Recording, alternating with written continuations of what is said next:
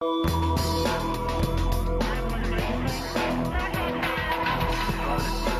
the jury reached a verdict? The jury finds The dispatcher saying, lady fell off a cliff. I said, what? A young newlywed falls to her death. Her husband is the one witness. I remember saying, this is bleeping odd. Odd? Her loved ones called it murder. I took a gun to the funeral home. I thought, I'm going to kill him. I'm just going to kill him. They disliked him as much as she had loved him. Thought he was a user, a liar, and worse. People don't just fall off cliffs. That's what the prosecutor figured when the husband finally went on trial. Mr. Darling, did you push Wanda Darling off the bluff? No, I did not. I loved Wanda. We were best friends. She loved me. Loved him, warts and all. But was he a killer? A question for the jury, and their answer? A stunner. It was like all the air got let out of the room. There was an audible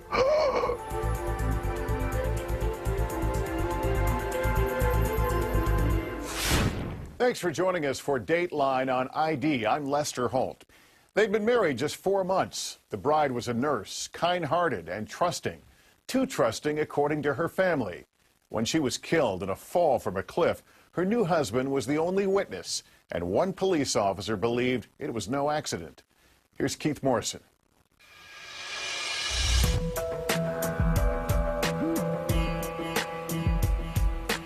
Everybody asked what happened, and everybody seemed to scratch their head when I said, I don't know. It was the question that wouldn't go away, the question that haunts many people even now. If you hear the story, can you know what happened? People would ask, hey, whatever happened to that case with the lady on the cliff? Her name was Wanda, the lady on the cliff.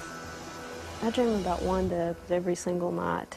And in several of those dreams, I always thought and felt like Wanda was trying to tell me something. Wanda Darling. She was 23, just married, and on a honeymoon drive. Wanda and her new husband had turned off the highway near Homer, Alaska, to this remote cliff top overlooking a broad Alaskan bay. Not a soul around. Almost. At the very end of that dirt road etched into the bluff lived a mystery writer, an author named Ron Hess. This is kind of the frontier in a way. That's right. Yeah. That's right. For Wanda, a frontier indeed. She was 4,000 miles from hometown Haleyville, Alabama, much further than she'd ever been before. It was 1997, a summer day. Ron Hess was the first to hear. He was shouting. He was very distraught. Hess was having lunch with his wife when a stranger came running down the road to his house. He stopped about right in here and said, help, my wife has fallen over the cliff. Hess drove the stranger back down the dirt road and parked. On the way, the man was so distraught, he vomited. Together, the two men rushed to the edge of the cliff and looked over. And then he got down on his hands and knees and said, it should have been me. It should have been me.